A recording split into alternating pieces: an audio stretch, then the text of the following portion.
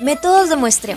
El auditor debe establecer el propósito del procedimiento de auditoría cuando diseña una muestra de esta misma, teniendo en cuenta las características de la población y el uso de enfoques estadísticos y no estadísticos.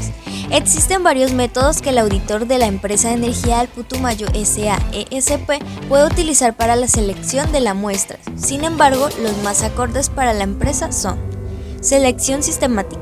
El número de unidades de muestreo en la población se divide entre el tamaño de la muestra para dar un intervalo de muestreo. Muestreo por unidad monetaria. La selección del valor por valor ponderado en el cual el tamaño de la muestra, selección y evaluación den como resultado una conclusión en montos monetarios. Selección fortuita o casual. El auditor selecciona una muestra sin seguir una técnica estructurada. Selección en bloque. Selección de uno o más bloques de partidas contiguos de la población.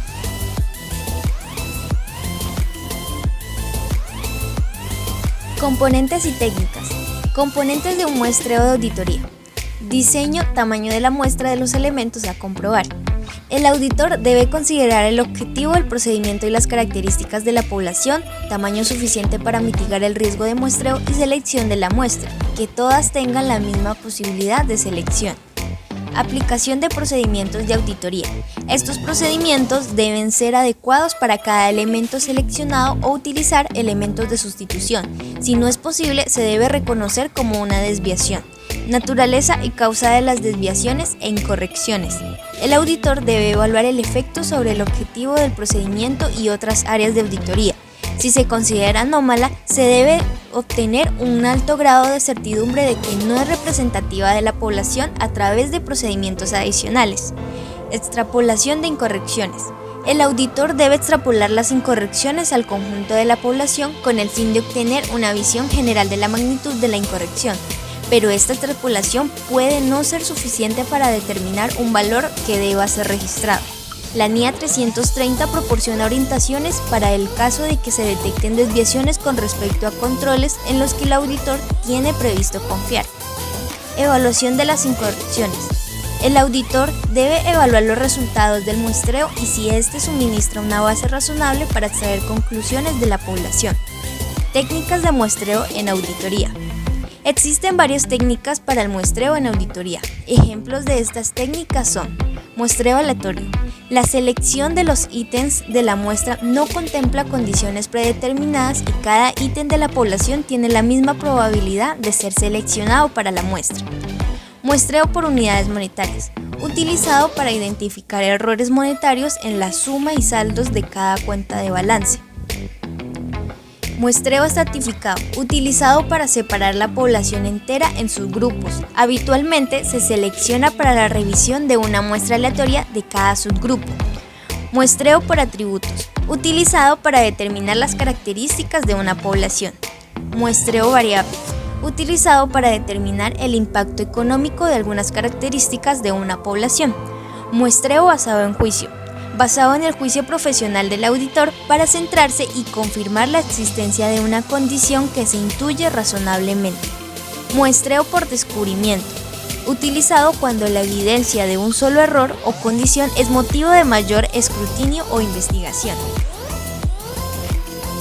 Identificación de riesgos, proceso, control y mejoramiento continuo, dependencia, dirección ejecutiva. Primero, desconocimiento de las fechas de vencimiento de las acciones y falta de efectividad de los controles establecidos en el proceso de control y seguimiento, que tratan la inoportunidad en el seguimiento de las acciones establecidas en los planes de mejoramiento, lo cual traería como consecuencia aperturas de procesos sancionatorios y disciplinarios y pérdida de imagen institucional.